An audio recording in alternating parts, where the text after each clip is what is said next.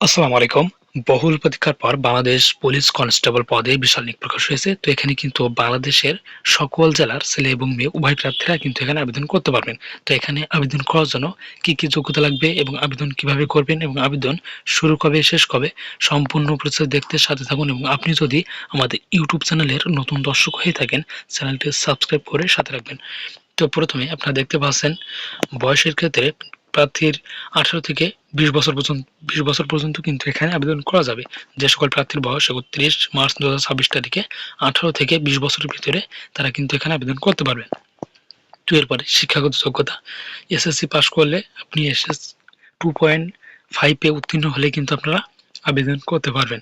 এবং জাতীয়তা বাংলাদেশের স্থায়ী নাগরিক হতে হবে এবং বৈবাহিক অবস্থা অবিবাহিত হতে হবে। এরপরে শারীরিক যোগ্যতা, পুরুষ প্রার্থীদের জন্য পাসপোর্ট 6 ইঞ্চি এবং মুক্তিযোদ্ধা ও বীরাঙ্গনা সন্তানদের জন্য পাসপোর্ট 4 ইঞ্চি হলে আবেদন করতে পারবেন পুরুষ প্রার্থীদের জন্য।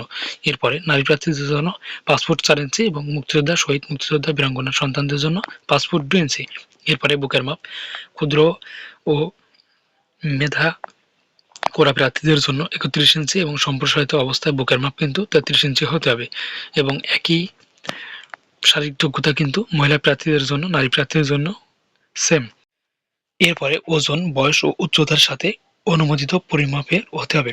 কারণ আপনাকে যদি উচ্চতা বেশি হয় তো ওজনও বেশি হবে, এটাই স্বাভাবিক। এরপরে দৃষ্টিশক্তি 6/6 হতে হবে। তো এখানে অনলাইনে আবেদন করার নিয়মাবলী দেখতে পাচ্ছেন।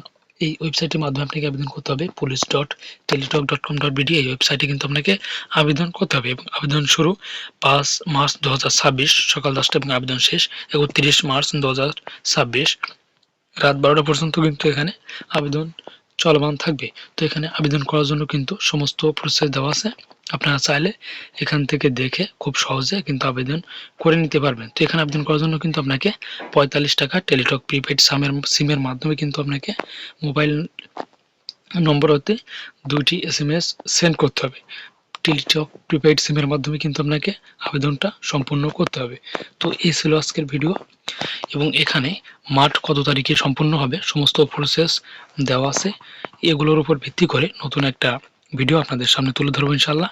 তো আপনারা এই নিয়োগ বিজ্ঞপ্তি সম্পর্কিত আপনাদের যদি কোনো প্রকার বুঝতে অসুবিধা হয় তাহলে আপনারা কমেন্ট করে জানাবেন এবং নিত্য নতুন সকল প্রকার চাকরির খবর সবার আগে আপডেট পেতে ফার্স্ট জব নিউজ ইউটিউব চ্যানেলটি সাবস্ক্রাইব করে সাথে রাখবেন।